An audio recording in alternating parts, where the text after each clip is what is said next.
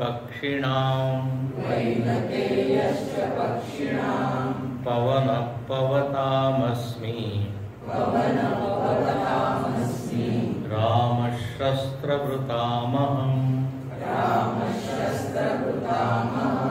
झषाणां मकरश्चास्मि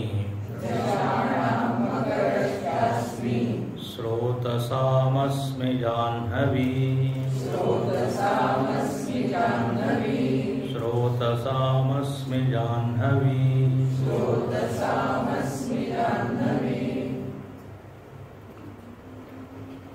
ब्रह्मांडामध्ये भगवंताच्या सर्व विभूती व्याप्त आहे. अंतर्जगापासून बाह्य जगापर्यंत आदिदैविक, आदिभौतिक, आध्यात्मिक, चर अचर, मनुष्य, पशु, पक्षी, देव, यक्ष, किन्नर, गंधर्व म्हणे अशी कोणती व्यक्ती नाही, वस्तू नाही, योनी नाही जिथे मी उपस्थित नाही. तर भगवंतानी मुख्य जे स्थान आहे किंवा व्यक्ती आहे जिथे माझं तेज, माझी शक्ती, माझा महिमा तुम्ही पाहू शकता आणि ते मी तुला सांगतो.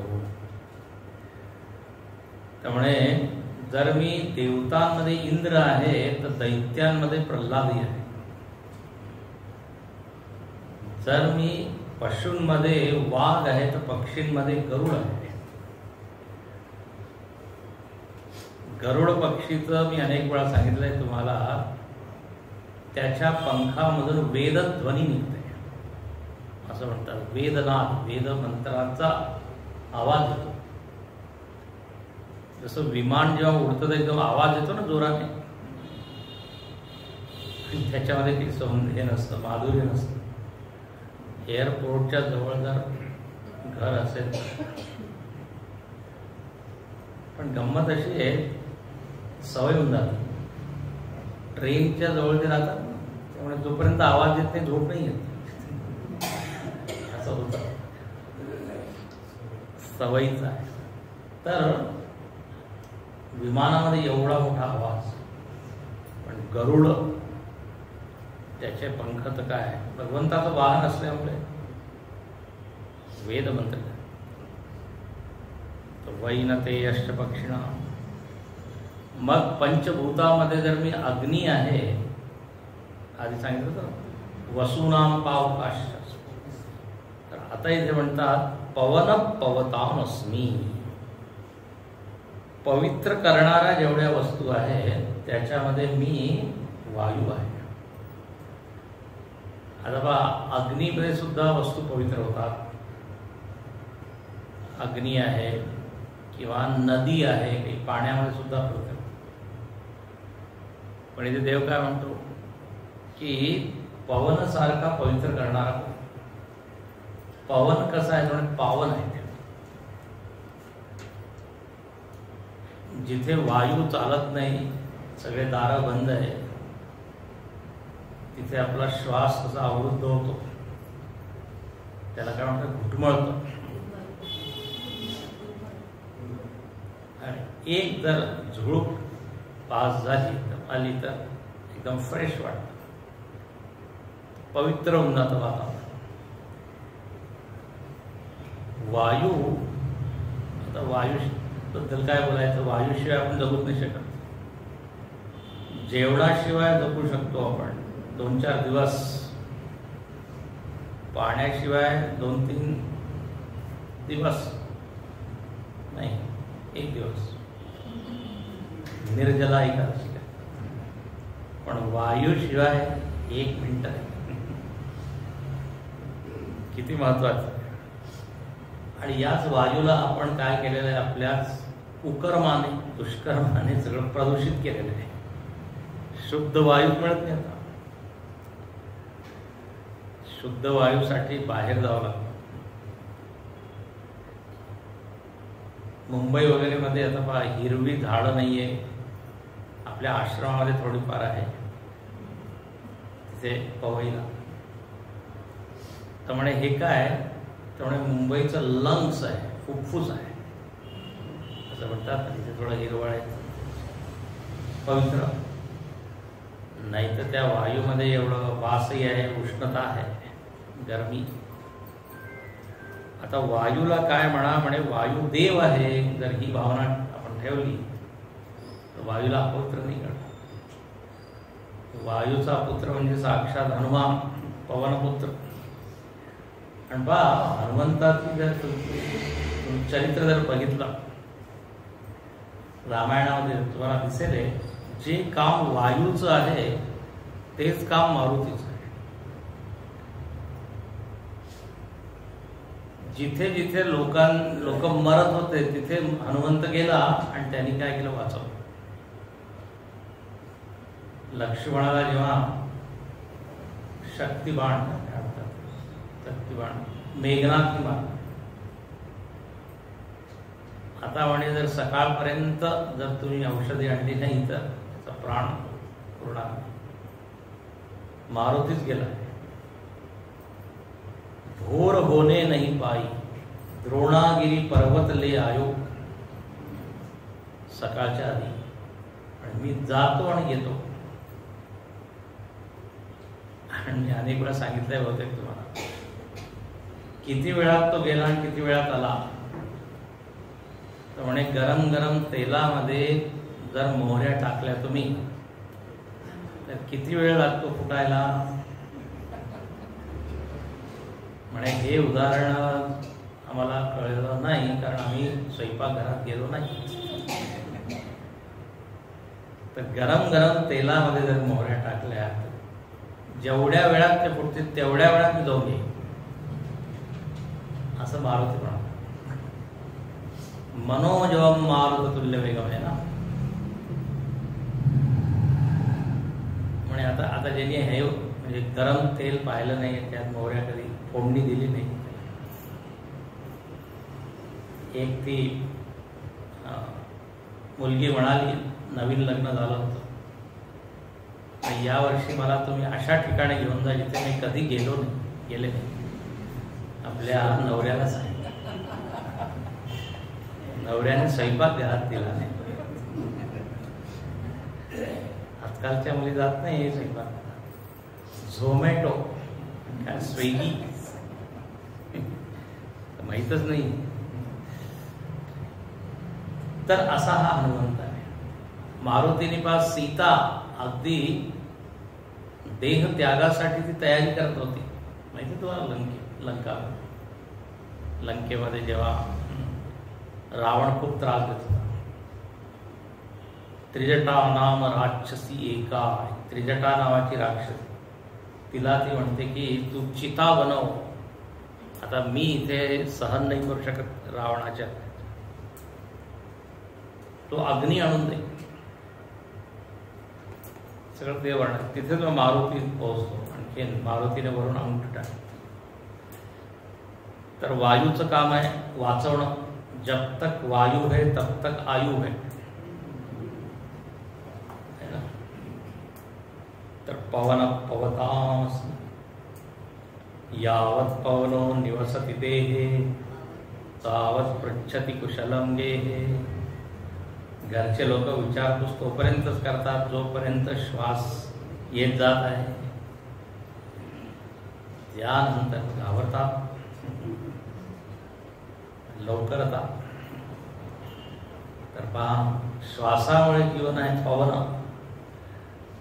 आपल्या शरीरामध्ये सगळ्या गोष्टी अपवित्र आहे, पण जोपर्यंत जीवन आहे पवित्र पवित्र. श्वास गेला ते शरीर अशुद्ध. तर देव काय इथे म्हणतो, पवनामध्ये मला पहा किती म्हणतो. आणि म्हणजे अवती चारीकडे काय आहे, पवनच पवन आहे. राम शस्त्र व्रतामहम, म्हणजे शस्त्र धारण करणाऱ्यांमध्ये मी कोण आहे, राम आहे. आता हे तर फार म्हणजे बरोबर आहे. शस्त्राणाम धारयित्रीणाम दाशरथी राम. शस्त्र धारण करणाऱ्यांमध्ये रामासारखा कोणी झाला. रामानी कधी धनुष्य ठेवला नाही. सतत हातात आतसज्ज धनुषा वसस्पृशा वक्षया शुभैशंग शंगिनौ रक्षणाय मम राम लक्ष्मणावृतं गच्छताम् सन्नद्ध कवचीकडे चाप बाण धनुष्य. तर नेहमी सज्ज आहे तो धनुष्य वाढणार. रामाने फक्त 2च वेळा धनुष्य बाजूला ठेवला असं म्हणतात. म्हणजे जेव्हा भरत भेटायला गेलाय रामाला चित्रकूटावर, जेव्हा भगवंताने ऐकलं की भरत आलाय, ते वर्णन आहे कहू धनु कहू निशंग तीरा. धनुष्यबाण त्याने एकदम असे बाजूला ठेवलं, एकदम धावलाय भरताला आलिंगन करा. त्यावेळेस धनुष्य बाजूला ठेवलं. आणि दुसरं म्हणतात जेव्हा वसिष्ठांची अयोध्येमध्ये म्हणजे रावणाचा वध करून परत आले, वसिष्ठाला जेव्हा भेटायला गेले आपल्या गुरूंना, आता गुरूंच्या समोर कशाला धनुष्य, म्हणजे तिथे त्यांनी धनुष्य ठेवला आहे आणि मग भेटायला. एकदा गुरुदेवांकडे सिद्धवाडीमध्ये अनेक सेनेचे लोक यायचे, सैनिक वगैरे, रिव्हॉल्वर वगैरे. तर गुरुदेवांना भेटायला जाते ते लावलेलं आहे रिव्हॉल्वर. दुसरे म्हणाले म्हणाले सवय आहे त्याच्याशिवाय मी राहू नाही शकत आहे ना, नेहमी सज्ज. मंदिरामध्ये जेव्हा जातात तेव्हा ते काढून ठेवतात बाहेर. तर शस्त्र धारण करण्यामध्ये राम, लग्नामध्ये जेव्हा राम गेलाय स्वयंवरामध्ये तिथे सुद्धा धनुष्य. आता तिथे कशाला करतात? एवढंच काय, जेव्हा फॅमिली फोटोग्राफ काढायचा आहे तेव्हा सुद्धा राम धनुष्य घेऊन, लक्ष्मण आहे, सीता आहे, हनुमंत आहे, राम धनुष्य आणि धनुष्य त्याच्याशिवाय राहू नाही शकत. इतकं प्रेम आहे लहानपणापासून रामाला धनुष्य. त्याचा अर्थ असा आहे की शत्रू केव्हाही कुठूनही आक्रमण करेल म्हणून नेहमी तयार राहा. त्याच्यामध्ये हा मेसेज आहे. आणि म्हणजे धनुष्य म्हणजे राम. आता असे रूढ झालेले समाज. बासरी म्हणजे कृष्ण. सिद्धवाडीमध्ये आपल्या सत्संग हॉलमध्ये शंकराची एक मूर्ती आहे. आता तिथे शंकराने धनुष्य धारण केलेलं आहे आणि शंकराला दाढी आहे. आता लोक ते रूप जर पाहून कन्फ्यूज होणे, कोण आहे हा? धनुष्य आहे तर राम असायला पाहिजे, पण रामाला दाढी म्हणजे हे कसं काय? धनुष्यावरून राम. खरं म्हणजे ती मूर्ती शंकराची किरात अवतार. शंकराने किरात अवतार जंगलामध्ये शंकर राहिलेला आहे. आणखी अर्जुनाबरोबर युद्ध केला आहे गोष्ट आहे. तेव्हा शंकराने धनुष्य धारण केलेलं आहे वनवासी. तर लोकांना वाटतं की हे तर राम असायला पाहिजे कारण धनुष्य म्हणजे राम, पण असं नाहीये. शंकराकडे सुद्धा एक धनुष्य आहे. पिनाक हस्ताय, पिनाक हस्त, पिनाक. शंकराच्या धनुष्याचं नाव पिनाक. आता तो विष्णू सहस्रनाम वाचलं, शेवटचा श्लोक काय? शंखभृन्नंद चक्री शारंग धन्वागदा. विष्णूंचा धनुष्य शारंग, त्यांच्याकडे सुद्धा धनुष्य आहे. पण रामाचीच ओळख आहे. जेव्हा समर्थ रामदास स्वामी पंढरपुरात गेले तेव्हा येथे का आव्हान, कुठे आहे तुझं काय? सीता माता. धनुष्यबाण कुठे आहे? काय केले वानर दळ, हा काय केले वानर दळ, येथे मिळविले गोपाळ. हा, बरोबर. आता ज्याची भक्ती ज्याच्यामध्ये त्याला तेच रूप पाहिजे इच्छा. तुळशीदास जेव्हा वृंदावनामध्ये गेले त्यांना रामाच्या रूपात दर्शन करायचंय कृष्णाचं. तर असं म्हणतात रामाच्या रूपात कृष्णाने दर्शन केलं. मुरली मुकुट दुराई के लिए धनुष बाण लिए हाथ, तुलसीदास के कारण जदुनाथ भये रघुनाथ. आणि मला रामाच्या रूपात आता राम तर धनुष्य बाण होता, तेवढ्या मुरली आणि मुकुट त्यांनी बाजूला ठेवलं आणि धनुष्य बाण टाकले. बाके बिहारी जे आहे वृंदावन ते रघुनाथ झाले. रामशस्त्रवृतामहम. आणि धनुष्याचा एक अर्थ आहे धनुष्याचा वाकडा असतो, बाण सरळ असतो. म्हणे मी जे वाकडे तिकडे लोक आहे त्यांना सरळ करतो, असं ते चालतं. दुसरा अर्थ काय, सगळ्या प्रकारचे लोक मी त्यांना शरण देतो. कृष्ण आणि राम एकच आहे. साक्षात कृष्णच म्हणत आहे मीच राम आहे. जग में सुंदर हे दो नाम, चाहे कृष्ण कहो या राम. दोन्ही एकच आहे, पण दोघांचं चरित्र एकदम वेगळं. आता मी तिकडे जात नाही जास्त, पण जर तुम्ही तुलना केली तर एकदम वेगळं चरित्र.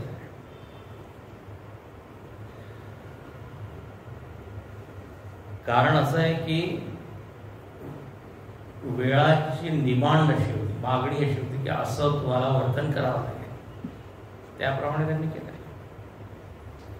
मग झषाणाम मकरश्चास्मी. झष म्हणजे काय, मगर, मगर मकरी मगर. त्यामुळे मत्स्यादीना जलचर जेवढे आहे पाण्यामध्ये राहणारे जे प्राणी, त्याच्यामध्ये मकर मी आहे. मगर हिंदीमध्ये म्हणतात मगर. मी नेहमी म्हणतो मगर म्हणजे किंतु परंतु असं या अर्थाने. मी सत्संगामध्ये येणार होतो परंतु, तर हिंदीमध्ये सत्संग में आने वाला था मगर, मगर आधी खा गया. कोणी पाहुणा आला, कोणी मित्र आला, तर मगर आपल्याला खाऊन. ग्राह म्हणतात त्याला, ग्राह. सविलास महामोह ग्राह ग्रासैक कर्मणे.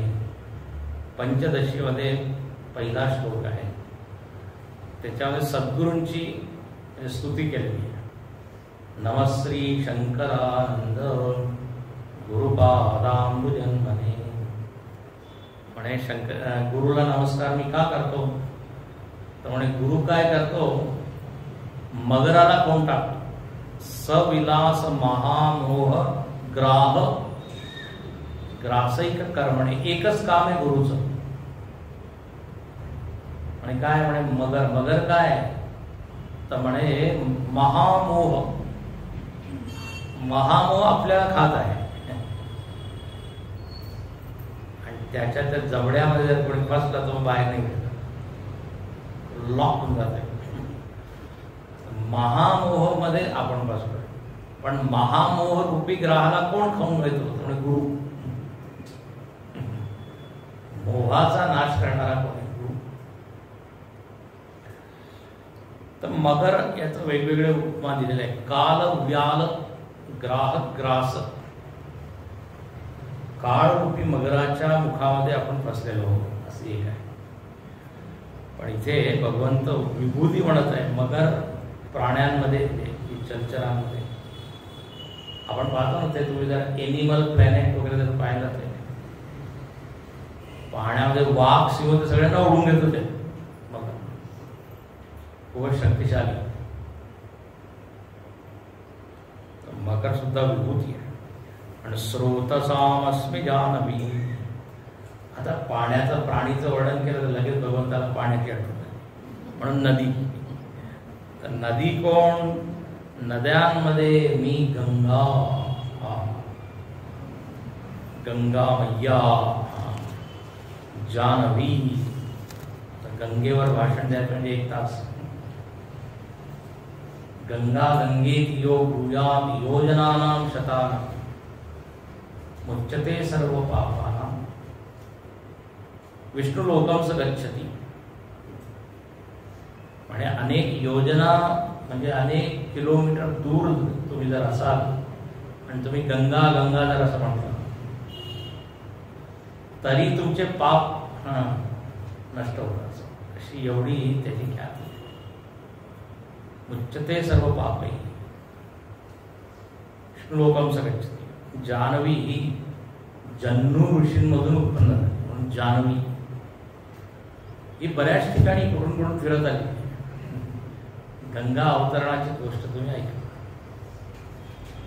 आधी कुठे होती? स्वर्गामध्ये. भगीरथाने प्रयत्न करून तिला आणली. शंकराच्या जटे, जटेमधून एक धार निघाली ती गंगा. इथे ब्रह्मगिरीमध्ये काय? गोदावरी. गोदावरी गंगाद्वार. आता इथे गोदावरीलाच गंगा म्हणतात. दक्षिण गंगा नाशिक. ही हिमालयामधून. हिमालयामधून 4 तिचे अलकनंदा, भागीरथी, मंदाकिनी, गंगा. त्या हरिद्वारमध्ये सगळे म्हणजे सगळ्या मिळून हरिद्वारमध्ये. गंगोत्रीमधून गंगा, जमुनोत्रीमधून गंगा. हिमालयामधून सगळ्या. ही गंगा. आणि गंगेचं तर काय आजही तेवढंच महत्व आहे. पवित्र जर हरिद्वारच्या वर तुम्ही गेला तर गंगेच्या काठी एवढे तपस्वी लोक अजूनही गंगेचं काठ सोडत नाही. मागे मी ते गंगा स्तोत्र ऐकवलं होतं ना तुम्हाला. शंकराचार्याने लिहिलेलं देवी सुरेश्वरी भगवती गंगे त्रिभुवन तारिणी तरल तरंगी. गंगेचं इतकं छान वर्णन केलेलं आहे. महात्मा लोक, संत लोक गंगेला नदी मानतच नाही. वेगळंच त्याचं आहे. तपोवन महाराज, गुरुदेव सगळेजण, शिवानंद स्वामी, ऋषिकेश मध्ये त्यांनी प्रश्न. तर अशी ही गंगा म्हणजे ही माझीच विभूती आहे. आणि या गंगेचा आध्यात्मिक अर्थ म्हणजे ज्ञानगंगा. गंगा ज्ञान आणि भक्ती दोघांचं प्रतीक.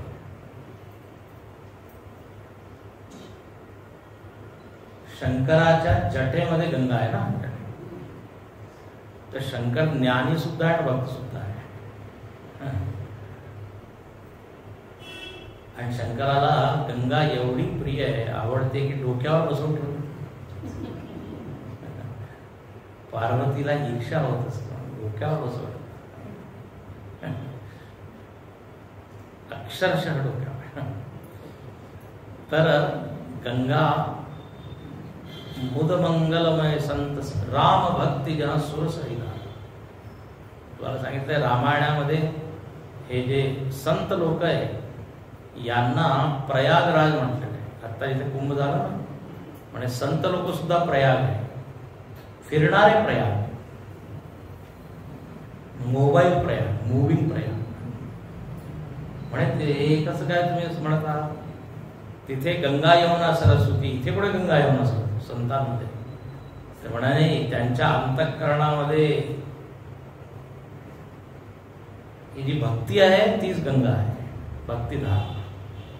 ज्ञान आहे तीच सरस्वती, कर्म आहे तीच यमुना. असे मुदमंग जो जग जंगम तीर्थ राजू, तीर्थराज, जंगम तीर्थराज आहे. एक स्थावर, स्थावर म्हणजे स्थिर, हे फिरणार आहे. तर सतत त्यांच्या हृदयामध्ये गंगा आहे. वेदगंगा पण एक आहे. वेदगंगा. वेदगंगा. अच्छा, असू शकते. वेदगंगा काय? वेदाला. अच्छा, ज्ञानगंगा काय? स्रोतसामस्मि जाह्नवी. अपोल महाराज तर गंगेला सोडून जायचे. एकदा कुठेतरी गेले, परत घेऊन गेले म्हणे गंगेशिवाय आम्ही राहू नाही शकत.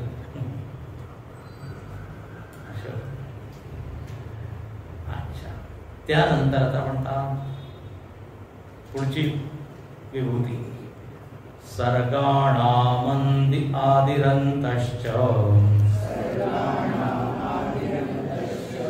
मध्यम चैवाहमर्जुन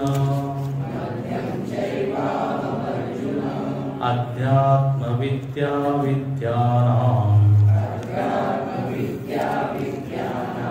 वाद प्रवदतामहम् सर्गाणामादिरन्तश्च मध्यं चैवाहमर्जुन वाद प्रवदतामहम्. म्हणे सर्गाणाम, सर्गाणाम म्हणजे सृष्टीना, सृष्टी जग, सृष्टीच्या आदी अंत मध्य मीच आहे. हे बघ, सुरुवात भगवंतानी इथूनच केली होती ना. अहम आत्मा गुडाकेश इथून केली होती. अहम आदिश्च मध्यमच भूतानाम अंतयच. भूतानामच्या ऐवजी आता इथे सर्गाणाम म्हणजे जणू काही परत एकदा आठवण करून दिली अर्जुनाला.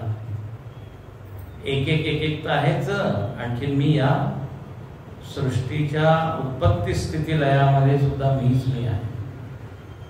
इथे पहा, शंकराचार्य म्हणतात भूतानां जीवाधिष्ठितानां एव आदि अंत इत्यादी उत्तम उपक्रमे. स्वतः म्हणतात शंकराचार्य, उपक्रम म्हणजे सुरुवात. सुरुवातीला भगवंतानी जीवांच्या उत्पत्ती स्थिती लयामध्ये मी आहे, म्हणजे माझ्यामधून जीव उत्पन्न होतात, माझ्यामध्ये स्थित आहे ते सांगितलं.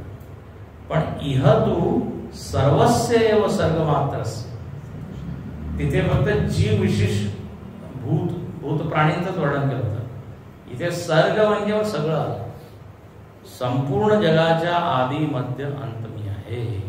फक्त जीवांच्याच आदी मध्य अंत मी असं, म्हणजे आचारांच्याही आदी मध्य अंत मी आहे. जड चेतन दोन्ही, दोन उपादान कारण नाही आहे किंवा दोन अधिष्ठान कारण नाही आहे. जडाचं वेगळं, चेतनाचं एकच आहे. जसं आपण स्वप्नामध्ये पाहतो, माझ्यामधूनच झाड आणि डोंगर आणि नदी ते सुद्धा उत्पन्न होतं, आणि माझ्यामधून सगळे पशु पक्षी मित्र सगळं दिसतं. एकच आहे का? त्याप्रमाणे ते भगवंतानी कोणाला असं प्रश्न येऊ शकतो की तुम्ही भूतानाम सांगितलं, तर अभूतानाम जे भूत नाहीये त्याचं कारण काय? भगवंताला एकदम आठवण आली. अच्छा सांगतो. सर्ग मात्र संपूर्ण सृष्टी, त्यानंतर अध्यात्म विद्या विद्यानाम, सगळ्या ज्ञानांमध्ये मी अध्यात्म विद्या आहे. म्हणजे जिथे अध्यात्म विद्येचा अभ्यास होत आहे, श्रवण मनन होत आहे, तिथे मी आहे. म्हणजे चिंचवनमध्ये, चिन्मय मिशनमध्ये आहे. कारण इथे अध्यात्म विद्याचा अभ्यास होतो.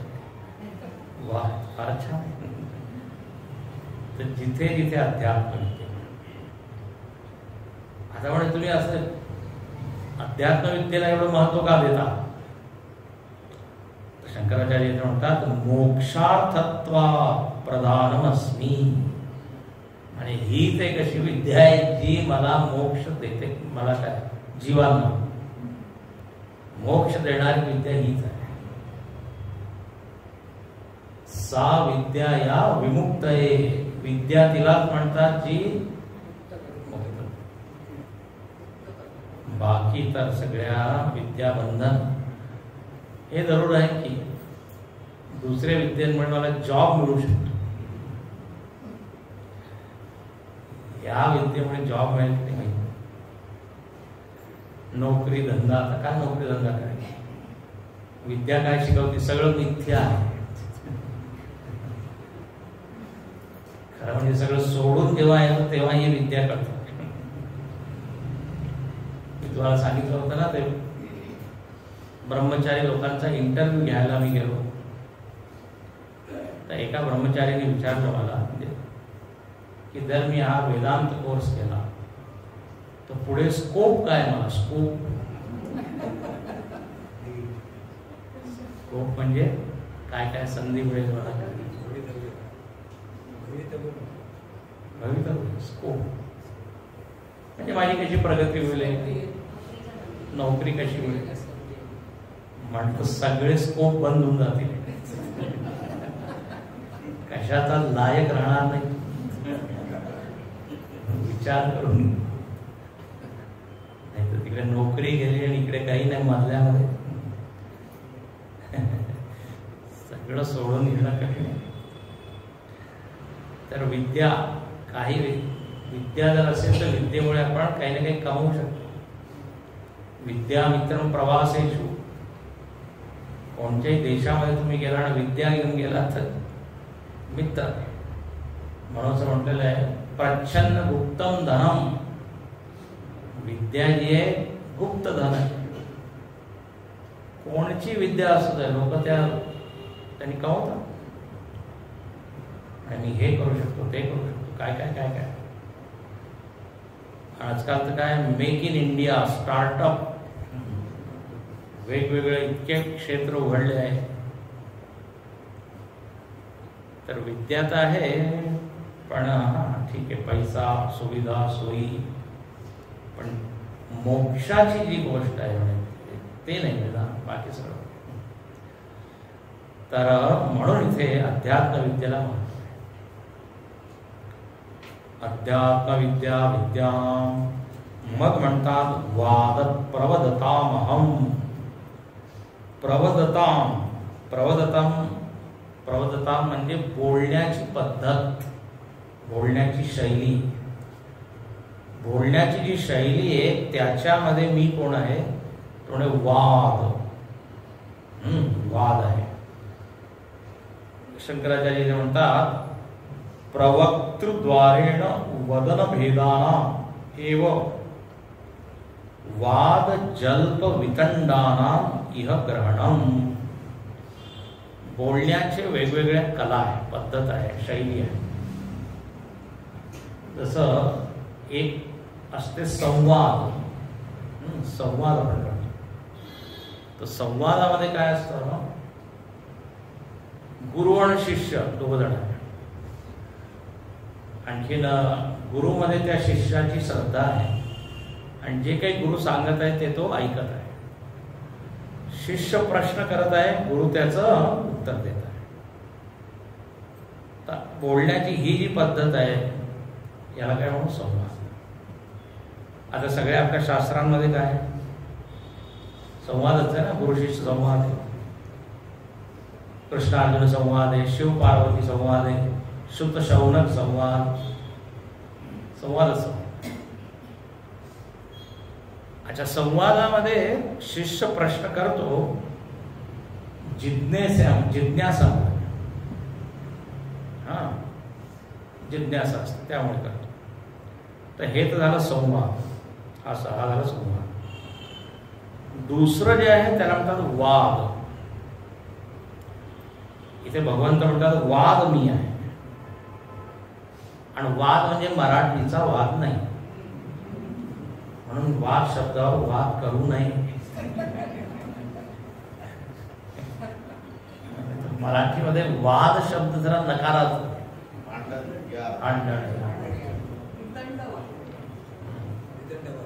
नाही ते जरा वेगळे, अजून वेगळे. तर वाद शब्द इथे फार छान अर्थामध्ये. वाद म्हणजे असं आहे की दोन लोक आलेले आहेत आणि दोघांचं आपापलं एक मत आहे. आणखी तो आपल्या मताची मांडणी करतो. मग समोरचा त्याच्यावर प्रश्न करतो, मग तो त्याचं मत मांडतो. याला काय म्हणतात? वाद.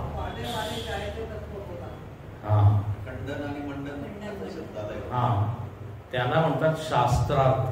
वाद असतो शास्त्र. जसं मंडन मिश्रण शंकराचार्यांच्या मध्ये काय झालं? वाद. तर हे दोघं कोण आहे? वादी आहे. वादी म्हणतात त्यांना. वादी म्हणजे एक एक मताचं प्रतिनिधी करणारे. संवादामध्ये तसं नसतं. शिष्याचं काही मत नाहीये, ठीक आहे ना. जे गुरु म्हणत आहे तो स्वीकार करते. म्हणून मी म्हणतो शिष्य प्रश्न करतो तिथे जिज्ञासामुळे, पण इथे प्रश्न करतो हा वादी परीक्षा घेण्यासाठी की या प्रश्नाचं उत्तर तुम्ही द्या. जर तुम्ही नाही दिलं तर मग तुमचं मत खंडित. तर इथे पूर्व पक्ष उत्तर पक्ष, इथे याला म्हणजे याच्यामध्ये चर्चा होते दोघांची, आणि याच्यामध्ये एक शिस्त असते. शास्त्रार्थ किंवा वाद करण्याचे नियम असतात. तुम्ही जर आपलं मत मांडत आहात तर तुमचं प्रमाण काय आहे, कोणत्या आधारावर तुम्ही आपलं मत सांगत आहात, युक्ती काय आहे, तर्क, युक्तिवाद म्हणतात ना, युक्तिवाद. मग उदाहरण द्या, दृष्टांत द्या, नियम आहे. तर जेव्हा असं दोघं छान वातावरणामध्ये, म्हणजे भांडणासाठी वाद नाही करते, समजण्यासाठी वाद करते खरं काय आहे. आता पहा, शंकराचार्यांनी आपल्या मताचं मंडन केलं, आणखी सुरेश्वराचार्यांनी मंडन मिश्र, आधीचे मंडन मिश्र, ते कर्ममीमांसक होते. कर्म श्रेष्ठ आहे, कर्मानेच मोक्ष मिळेल. त्यांनी या मताला सिद्ध करण्याचा प्रयत्न केला, पण शंकराचार्यांनी त्याचं खंडन केलं. अच्छा, त्यांनी स्वीकार केलं बरं का, मान्य केलं, म्हणजे माझ्या मतामध्ये, कारण युक्ती आणि प्रमाणाने ते सिद्ध केलंय. तुम्ही ते वाचा, एवढे पानं आहेत तिथे. आपल्या शंकराद मिशनरी म्हणून एक पुस्तक आहे, शंकर दिग्विजय, त्याच्यामध्ये ते शास्त्रात दिलेलं आहे. कसे एकमेकाला प्रश्न करत आहे, मग उत्तर देत आहे.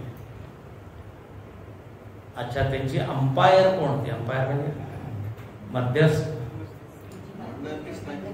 पत्नी, ती होती. नाही, सरस्वती किंवा गिरिजा,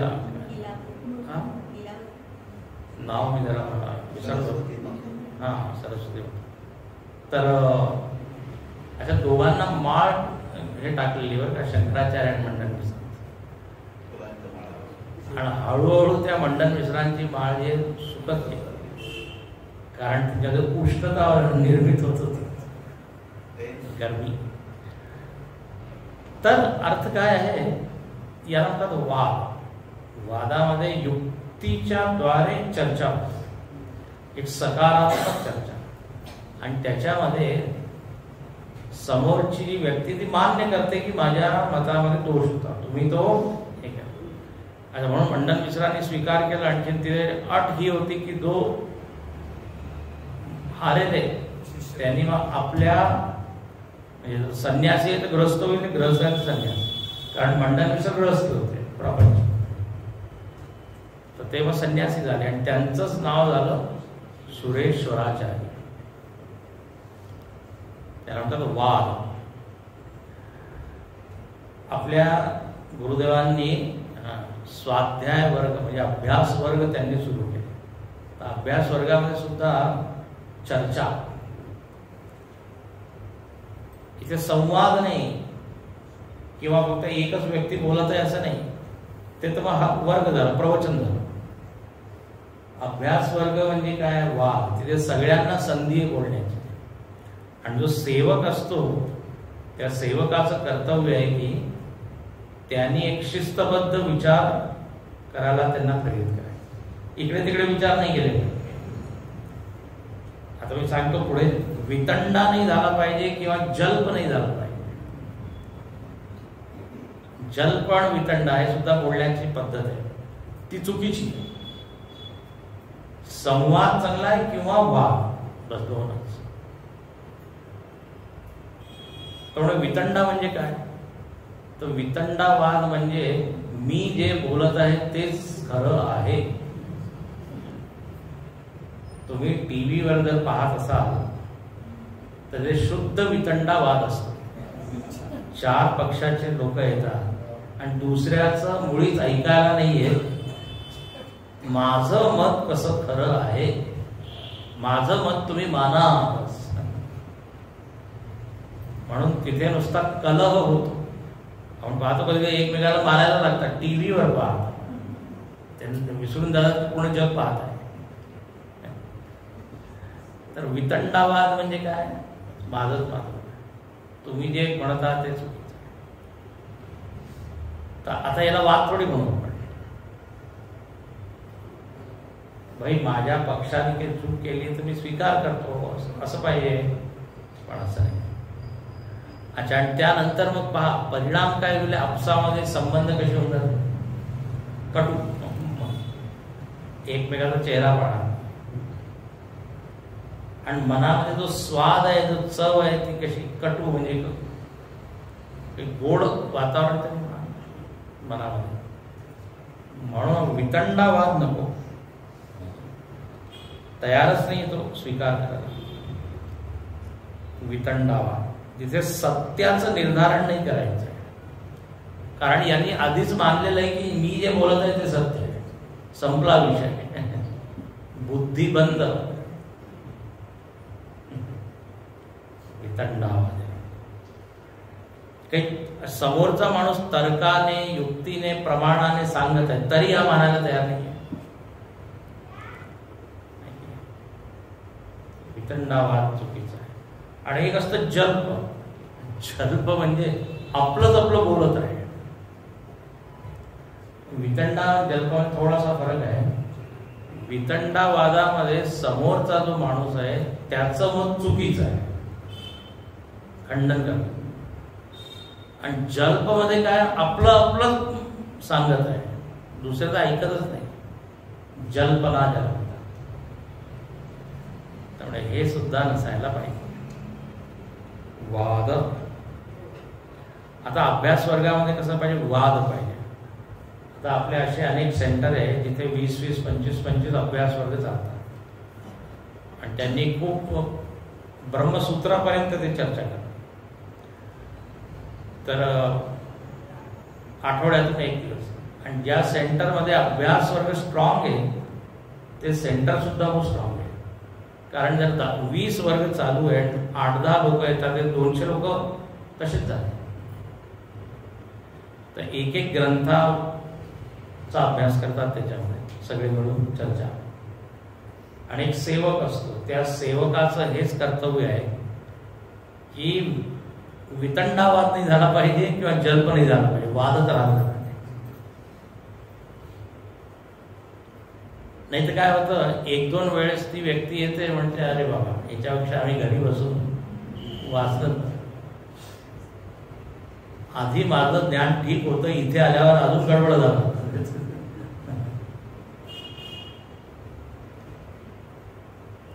तर असं नाही. आता ते कर्तव्य त्याचं आहे, म्हणजे त्या ड्युटी त्याची, सेवकाची. विचार विखुरले नाही गेले पाहिजे, विषयांतर झालं नाही पाहिजे. अनेक वेळा आम्ही पाहतो अभ्यास वगैरे, सुरुवात आत्म्या परमात्म्याने होते आणि शेवट शेअर मार्केट. कुठे जाऊ, पॉलिटिक्स, कोणता पक्ष विजय होईल किंवा घरगुती चर्चा, कुठून पुढे. आणि कधी कधी अभ्यास वर्गामध्ये वाद, म्हणजे वाद म्हणजे मराठीचा वाद होतो, माझं मतच बरोबर. गुरुदेव म्हणायचे की अभ्यास वर्ग याच्यामध्ये it should produce more light than heat. Heat पेक्षा लाईट उत्पन्न झालं पाहिजे. हीट म्हणजे गरमी, भांडण. लाईट म्हणजे काय, प्रकाश. म्हणजे 1.5 तासाची चर्चा झाल्यावर त्याला वाटलं पाहिजे मला काहीतरी मिळालं, जर त्यांनी पाहिलं की मला काय मिळालं, हातामध्ये काय आलं त्याच्यात, आता असं कसं असं असेल तर दुसऱ्या आठवड्यात तो येणार नाही, तिसऱ्यामध्ये हरिओम, होम इज गुड. नाहीतर आम्ही पाहिलंय अभ्यास वर्गाचा एक नशा होऊन जातो, त्या आठवड्याची वाट पाहतात त्या दिवसाची. रस जेव्हा येतो मुंबईमध्ये एका अभ्यास वर्गामध्ये ब्रह्मसूत्रापर्यंत म्हणजे ते लोकांनी अभ्यास 30-30 वर्षापासून 30-30 वर्षांच्या मी अलाहाबादला होतो, तिथे बरेच ठिकाणी, इंदोरला, आता राहिलं पुण्याला किती, मुंबईला भरपूर अभ्यास होतो. वाद आपल्या इथे सध्या काहीच नाही आहे, ऑनलाईन सुरू आहे तत्वबोध, पण आता काय 1 to 1 असं वेगळं पडतं. तर याप्रमाणे संवाद, वाद, जल्प, विथंड असे हे प्रकार आहेत. भगवंत इथे म्हणतात यापैकी वादनीय आहे. अच्छा, चला पुढे. अक्षराणामकारोऽस्मि द्वन्द्वः सामासिकस्य च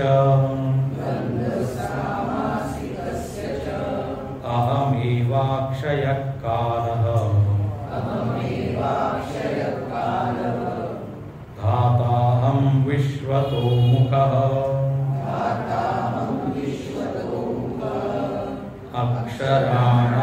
अक्षराणामकारोऽस्मि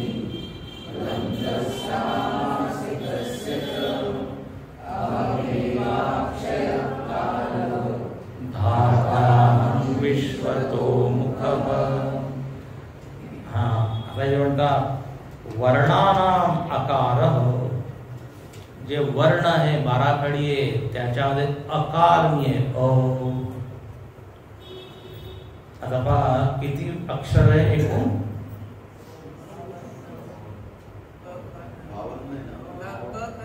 संस्कृत मध्ये किती आहे, मराठी मध्ये किती आहे, हिंदी मध्ये किती आहे, आता शोधून सांगा.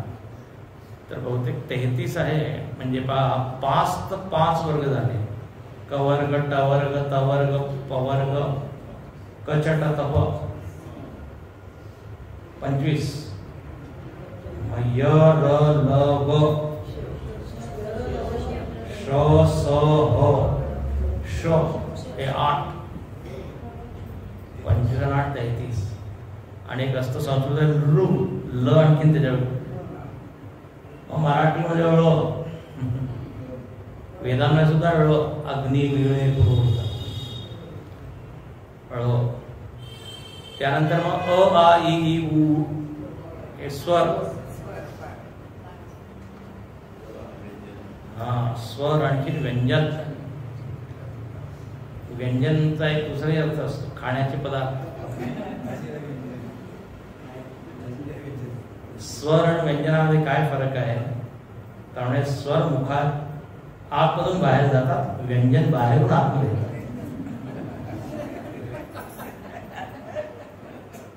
ग्रामरवालं व्यंजन नाही, त्यांनी असं उत्तर दिलं, म्हणजे आतमधून बाहेर जातात त्याला स्वर म्हणतात.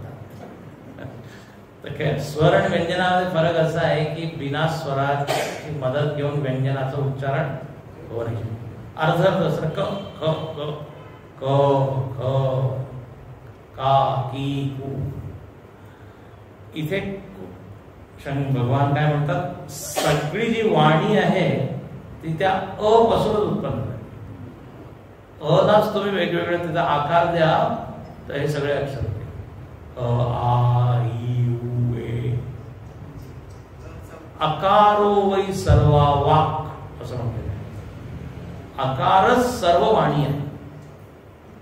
जर अ ला काढून दिलं तर कोणतेच अक्षर तुम्ही बोलू. ओंकारामध्ये सुद्धा पहिलं काय अ, उ, म. अ, उ मध्ये सगळं आलं. हे बा अ च उच्चारण स्थान कंठ आहे आणि म च ओष्ठ आहे. तर कंठापासून ओष्ठ एवढ्या जे उच्चारण स्थान आहे त्याच्यामधूनच सगळे वर्ण उच्चारित होतात. तर सुरुवात तर म्हणे बस मी आकार आहे. अक्षराणाम अकारोस्मी. भगवंताला आता काय व्याकरणात एकदम आठवण. तर म्हणतात समास मध्ये सुद्धा मी आहे. समास आता संस्कृत मध्ये तुम्ही वाचले असतील समास असतात ना. संधी आणखीन समास हे दोन विषय. बहुव्रीही समास, द्वंद्व समास, कर्मधारय, षष्ठी तत्पुरुष, अव्ययी भाव. हा बहुव्रीही झालं. आता परत आम्हाला पुस्तक वाचावं लागेल. मी सांगितलं कर्मधारय झालं. तर आता काय असतात या समासांमध्ये, इथे म्हटलेलं द्वंद्व समास मी आहे.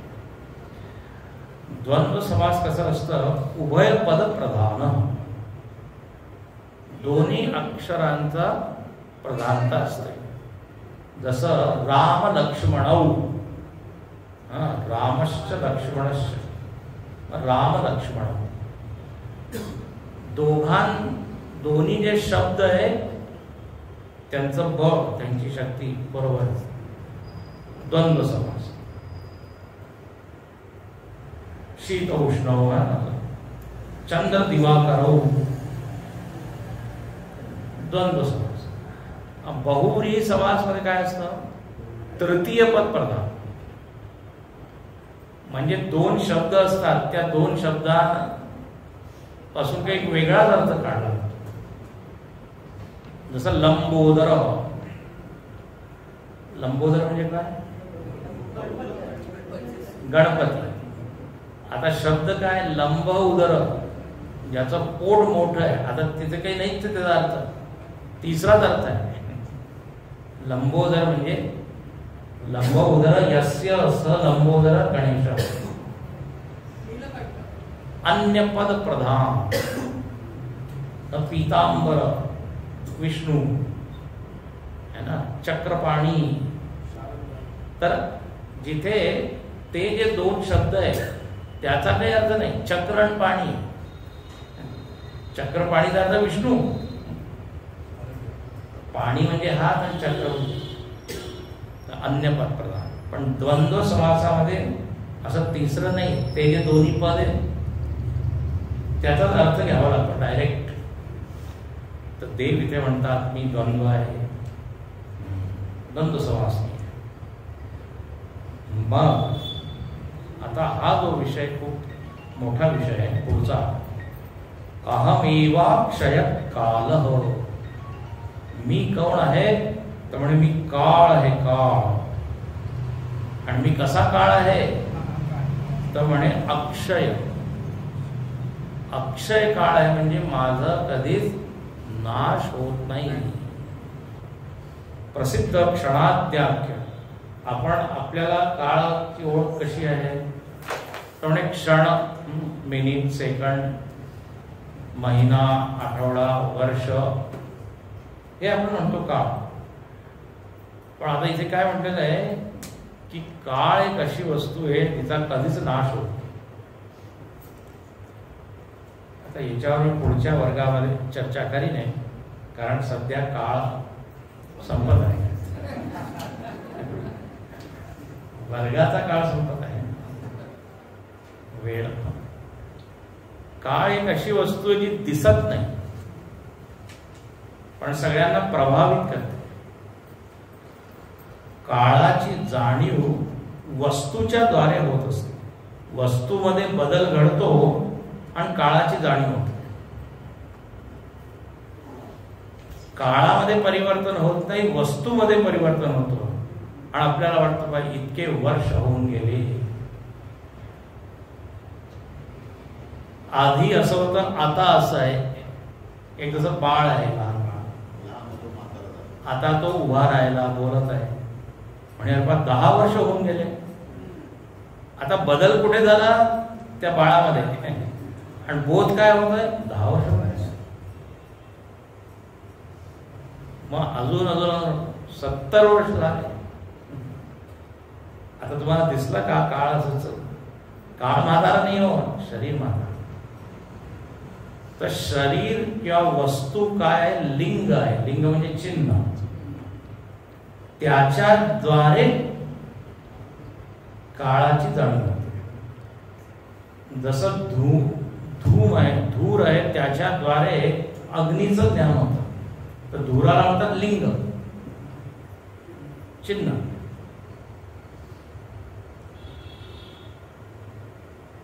बिल्डिंग आधी नव्हती, आता बिल्डिंग आल्या.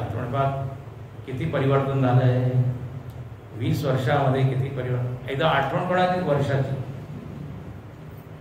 सहज दिसतं ना आपल्याला. 10 वर्षात नाशिक बदललंय. वस्तूमध्ये बदल आणि काळाचा अनुभव. म्हणून भागवतामध्ये म्हटलेलं आहे काळ पंचभूतामधील वस्तू नाहीये ना, अग्नी वायू याच्यामध्ये नाहीये. 24 तत्वांमध्ये काळ नाहीये. पंचकर्मेंद्रिया, पंचज्ञानेंद्रिया, पंचप्राण, मन, बुद्धी, काळाची गणना नाही. हे सगळे जेवढे घटक आहेत ते काळामध्ये बदलत आहे. म्हणून भागवतामध्ये म्हटलेलं आहे काळ भगवंताचा प्रभाव आहे. प्रभाव, भगवंताचं स्वरूप नाही म्हटलेलं आहे, प्रभाव. स्वरूप आणि प्रभावामध्ये फरक आहे. भगवंताचं स्वरूप कसं आहे, चैतन्य. ते कोणाला बदलत नाही, सेम आहे. चैतन्य आहे, आनंद आहे, अस्थि आहे. हे भगवंताचं स्वरूप आहे. लक्षात कळतंय का. आणि काळ प्रभाव आहे. भगवंताचा महिमा काळाच्या द्वारे जाणवतो. या काळामध्ये संपूर्ण सृष्टी उत्पन्न होते, काळामध्ये सृष्टी लीन होते. काळाला काय म्हटलेलं आहे, कालो जगत भक्षक. संपूर्ण जगाला खाणारा कोण आहे, काळ. म्हणून काळाचं एक नाव आहे शेष. शेष म्हणजे जे शिल्लक राहतं, शेवटी राहतं. कालो न यात वयमेव यात. आपण म्हणतो वेळ जात आहे, वेळ जात आहे. वेळामध्ये आपण जात आहोत. किती काय. म्हणून त्यावेळेला अक्षय काल. अजून याच्यावर आपण पुढे